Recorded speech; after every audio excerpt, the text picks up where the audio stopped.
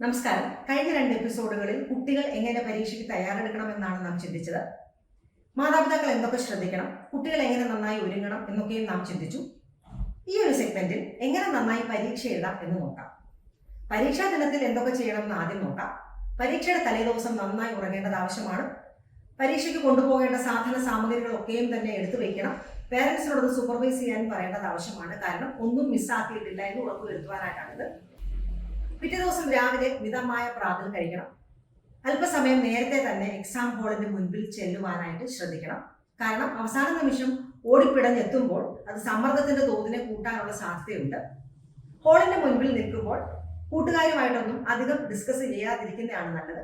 കാരണം ആ തിയറം പഠിച്ചോ, ഈ ഡെഫിനിഷൻ പഠിച്ചോ എന്നൊക്കെ തമ്മിൽ ഡിസ്കസ് ചെയ്യുമ്പോൾ ഒരുപക്ഷെ നമ്മൾ പഠിച്ചിട്ടില്ലാത്തതാണെന്നുണ്ടെങ്കിൽ കയറുന്നതിന് മുമ്പേ തന്നെ ടെൻഷൻ അമിതമായിട്ട് പോകാനുള്ള ഒരു സാധ്യതയുണ്ട്. അതുകൊണ്ട് ഇത്തരം ചർച്ചകൾ ഒഴിവാക്കുക. പരീക്ഷാ ഹാളിൽ എത്തിയതിനു ശേഷം അല്പസമയം കണ്ണടച്ചിരുന്ന് മനനം ചെയ്യുക. ഇത് മനസ്സിനെ ശാന്തമാക്കാനായിട്ട് സഹായിക്കും. അല്പസമയം പ്രാർത്ഥന ഉരുവിടുകയോ ധ്യാനിക്കുകയോ ഒക്കെ ആകാം.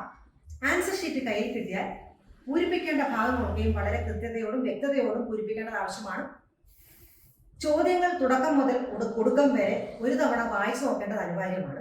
കാരണം സമയം വളരെ കൃത്യമായി ചിലവാക്കേണ്ടത് ആവശ്യമാണ്. 1 മാർക്കിന്റെ ചോദ്യത്തിന് നാം 5 പേജ് എഴുതിയാൽ പോലും ആ 1 മാർക്കേ ലഭിക്കുകയുള്ളൂ. അതിൽ കൂടുതൽ ഒന്നും കിട്ടാൻ പോകുന്നില്ല. അതുകൊണ്ട് കിട്ടിയ സമയത്തിനുള്ളിൽ എത്രമാത്രം പോയിന്റ്സ് എഴുതാമോ അങ്ങനെ എഴുതിയെങ്കിൽ മാത്രമേ നല്ല മാർക്ക് സ്കോർ ചെയ്യാനായിട്ട് പറ്റുകയുള്ളൂ. 3 മണിക്കൂറിന്റെ പരീക്ഷയാണെന്നുണ്ടെങ്കിൽ സാധാരണഗതിയിൽ 100 മാർക്കിന്റെ ചോദ്യമാണ് വരുന്നത്. അതായത് 1 മാർക്കിന്റെ ചോദ്യത്തിന് 1 മിനിറ്റ് 48 സെക്കൻഡാണ് അനുവദിച്ചിട്ടുള്ളത്. 1.25 മിനിറ്റ് കൊണ്ട് അത് തീർക്കുകയാണെന്നുണ്ടെങ്കിൽ നമുക്ക് അവസാനം എല്ലാം ഒന്ന് ഓടിച്ചിട്ട് നോക്കുന്നതിനുള്ള സാവകാശവും ലഭിക്കുന്നതാണ്. ഇനി എങ്ങനെ നന്നായി പരീക്ഷ എഴുതണമെന്ന് നോക്കാം. 1. നല്ല തിളക്കം വേണം. നിങ്ങളുടെ ഓരോ ഉത്തരങ്ങളും നല്ല തിളക്കമാർന്നതായിരിക്കണം. നിങ്ങളുടെ അറിവില്ലായ്മയെ മൂടി വെച്ച് നിങ്ങൾക്ക് അറിവുള്ളതിനെ ദ്യോതിപ്പിച്ചെടുക്കുന്നതായിരിക്കണം പരീക്ഷ. നിങ്ങളുടെ അറിവ് എത്രയുണ്ടെന്ന് അളക്കുന്നതല്ല പരീക്ഷ. പിന്നെയോ നിങ്ങളുടെ അറിവ് എങ്ങനെ പ്രദർശിപ്പിക്കുന്നു എന്നതിനെ ആശ്രയിച്ചാണ് നിങ്ങൾക്ക് മാർക്ക് ലഭിക്കാൻ പോകുന്നത്. നിങ്ങളുടെ അജ്ഞതയെ അല്ലെങ്കിൽ അറിവില്ലായ്മയെ വെളിവാക്കുന്ന ഒന്നും തന്നെ ഉത്തരത്തിൽ ഉണ്ടാകാൻ പാടില്ല എന്ന് സാരം. വൈവയുടെ സമയത്തും ഇത് പ്രത്യേകം ശ്രദ്ധിക്കേണ്ടതാണ്. നിങ്ങൾക്ക് അറിവുള്ള മേഖലയിലെ ചോദ്യങ്ങൾ ചോദിപ്പിക്കാൻ ഉതകത്തക്ക രീതിയിൽ വേണം നിങ്ങൾ ഉത്തരം നൽകുവാനായിട്ട്. അപ്പോൾ എക്സ്റ്റേണൽ എക്സാമിനേഴ്സ് ആണെങ്കിലും അകത്തുള്ള എക്സാമിനേഴ്സ് ആണെന്നുണ്ടെങ്കിലും അതിനനുസരിച്ചുള്ള ചോദ്യം ചോദിക്കത്തക്ക രീതിയിൽ നിങ്ങൾക്ക് അവരെ ലീഡ് ചെയ്യാൻ പറ്റുമെങ്കിൽ അതാണ് ഏറ്റവും നന്നായി പെർഫോം ചെയ്യാവുന്ന ഒരു കാര്യം. 2. തുടക്കം നന്നാകണം, ഒടുക്കവും. പ്രത്യേകിച്ചും ലോങ് ക്വസ്റ്റ്യൻസിനൊക്കെയും 20 മാർക്ക് 15 മാർക്കൊക്കെയും ഉള്ള ചോദ്യങ്ങൾ കാണുന്നുണ്ടെങ്കിൽ ഒരു ഇൻട്രൊഡക്ഷൻ നന്നായി തന്നെ കൊടുക്കേണ്ടത് ആവശ്യമുണ്ട്. അത് മനഃപ്പാഠമാക്കി നേരത്തെ തന്നെ കരുതി വെക്കാവുന്നതാണ്. കാരണം നമുക്ക് പല ചോദ്യങ്ങൾക്കും അല്ലെങ്കിൽ പല സബ്ജക്ട്സിനും കൊടുക്കാവുന്ന രീതിയിലുള്ള ഒരു കോമൺ ഇൻട്രൊഡക്ഷൻ പറ്റുമെങ്കിൽ അത് മനഃപ്പാഠമാക്കി വെക്കാം. അതേപോലെ തന്നെ കൺക്ലൂഷനും ഒടുവിലത്തെ 1-2 വരികളും വളരെയധികം ശ്രദ്ധിക്കേണ്ടതുണ്ട്. First impression is the best impression എന്നാണ്. അതുകൊണ്ട് തീർച്ചയായിട്ടും ഇൻട്രൊഡക്ഷൻ നല്ല ഇമ്പോർട്ടൻസ് കൊടുക്കേണ്ടത് ആവശ്യമാണ്. അടിവര പ്രാധാന്യം അർഹിക്കുന്ന ഒന്നാണ്.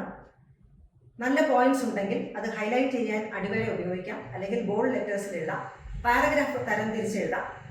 അതേപോലെ തന്നെ മാർക്ക് ചെയ്തും പോയിന്റ്സ് ആയിട്ട് 1, 2, 3 അല്ലെങ്കിൽ ABCD ഒക്കെയുമായിട്ട് സബ് ഡിവിഷനോടുകൂടിയും ഒക്കെയും തന്നെ നമുക്കത് ഹൈലൈറ്റ് ചെയ്ത് കാണിക്കാവുന്നതാണ്.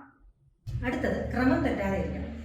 ഏറ്റവും നന്നായി അറിയാവുന്ന ചോദ്യം വേണം ആദ്യം എഴുതാൻ. എന്നിരുന്നാലും അറിയാൻ വയ്യാത്ത ചോദ്യങ്ങൾക്ക് സ്ഥലം വിട്ട് വേണം പോകാനായിട്ട്. അറിയാവുന്നത് മാത്രം തുടക്കത്തിൽ എഴുതി അറിയാൻ വയ്യാത്തത് പിന്നീട് എഴുതുമ്പോൾ എനിക്കറിയാൻ വയ്യാത്തത് ഉണ്ട് എന്ന് നമ്മൾ തന്നെ പറയുന്നതിന് തുല്യമാണത്. അതുകൊണ്ട് ക്രമം തെറ്റാതെ ഇരിക്കാനായിട്ട് ശ്രമിക്കുക. എന്തെങ്കിലും എഴുതണം. ഒരു ചോദ്യം കിട്ടുമ്പോൾ അതിനകത്ത് ഒന്നും അറിയത്തില്ലെങ്കിലും അതിനോട് റിലേറ്റഡ് ആയിട്ടുള്ള എന്തെങ്കിലും എഴുതി വയ്ക്കണം, നിങ്ങളുടെ യുക്തിക്ക് ചേരുന്ന രീതിയിലുള്ളത്. ചിലപ്പോൾ 1 മാർക്കിനൊക്കെ ആയിരിക്കും പരീക്ഷയ്ക്ക് തോൽവി സംഭവിക്കുക. അങ്ങനെ വരാതിരിക്കാനായിട്ട് അവസാന പിടിവള്ളിയായിട്ട് ഈ 1 മാർക്ക് ലഭിച്ചാൽ അത് നമ്മുടെ ജയം ഉറപ്പാക്കുന്ന ഒന്നാണ്. അതുകൊണ്ട് ഏത് ചോദ്യം ലഭിച്ചാലും ഒന്നും അറിയത്തില്ലെങ്കിലും അതിന് സാമ്യമുള്ള അല്ലെങ്കിൽ അതിനോട് റിലേറ്റഡ് ആയിട്ടുള്ള എന്തെങ്കിലും ഒരു ഉത്തരം എഴുതേണ്ടത് ആവശ്യമാണ്. ടൈം മാനേജ്മെന്റ് മുഖ്യമാണ്. മുൻപേ സൂചിപ്പിച്ചതുപോലെ എല്ലാ ഉത്തരങ്ങളും നന്നായി അറിയാമെങ്കിലും കൃത്യസമയത്ത് എഴുതി തീർത്തില്ലെങ്കിൽ അതിന് യാതൊരു പ്രയോജനവുമില്ല. അതുകൊണ്ട് ഇടയ്ക്ക് സമയം ചെക്ക് ചെയ്ത് അതിനനുസരിച്ച് അഡ്ജസ്റ്റ് ചെയ്യേണ്ടത് ആവശ്യമാണ്. ഉത്തരങ്ങൾ എഴുതുന്നതിൻ്റെ സ്പീഡ്. ചിത്രങ്ങൾ പലപ്പോഴും കഥ പറയും.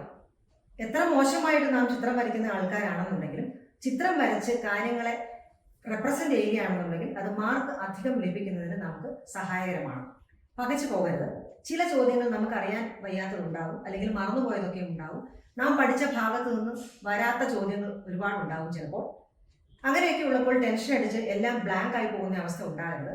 അങ്ങനെ ചോദ്യങ്ങൾ ഉണ്ടെന്നുണ്ടെങ്കിൽ അല്പസമയം മനസ്സിനെ ശാന്തമാക്കി വെക്കാൻ പ്രത്യേകം ശ്രദ്ധിക്കുക. എത്ര ദുഷ്കരമായ ചോദ്യപേപ്പർ ആണെന്നുണ്ടെങ്കിലും നമുക്ക് അറിയാവുന്ന ചില ചോദ്യങ്ങളെങ്കിലും കാണും. അത് എഴുതാൻ തുടങ്ങുക. അത് എഴുതി കഴിയുമ്പോൾ പതുക്കെ ആത്മവിശ്വാസം നമുക്ക് വർദ്ധിക്കും. അങ്ങനെ മറന്നുപോയ ഭാഗങ്ങളും ഓർത്തെടുക്കാനായിട്ട് സഹായിക്കും. പരീക്ഷ കഴിഞ്ഞാൽ പോസ്റ്റ്മോർട്ടം വേണ്ട. മറ്റ് സഹപാഠികളുമായി ചുറ്റും കൂടി നിന്ന് അല്ലെങ്കിൽ പുസ്തകത്തിൽ നോക്കി വന്ന ചോദ്യങ്ങളൊക്കെയും ഇഴകീറി പരിശോധിക്കേണ്ട ആവശ്യമില്ല. കാരണം തെറ്റായി എന്ന് മനസ്സിലായി കഴിഞ്ഞാൽ, അല്ലെങ്കിൽ എഴുതിയത് തെറ്റായി പോയി എന്ന് മനസ്സിലായി കഴിഞ്ഞാൽ അത് പിറ്റേ ദിവസത്തെ പ്രിപ്പറേഷനെയും സാരമായി ബാധിക്കും. നമ്മുടെ ആത്മവിശ്വാസം കെട്ടടങ്ങുകയും ചെയ്യും.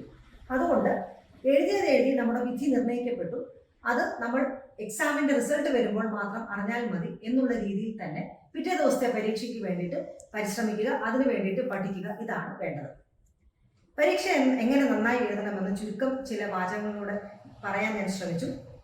ഈ വീഡിയോ നിങ്ങൾക്ക് പരീക്ഷയ്ക്ക് ഗുണകരമായി തീരട്ടെ എന്ന് ആശംസിക്കുന്നു. എല്ലാവർക്കും നല്ലൊരു വിജയം ആശംസിക്കുന്നു. നന്ദി.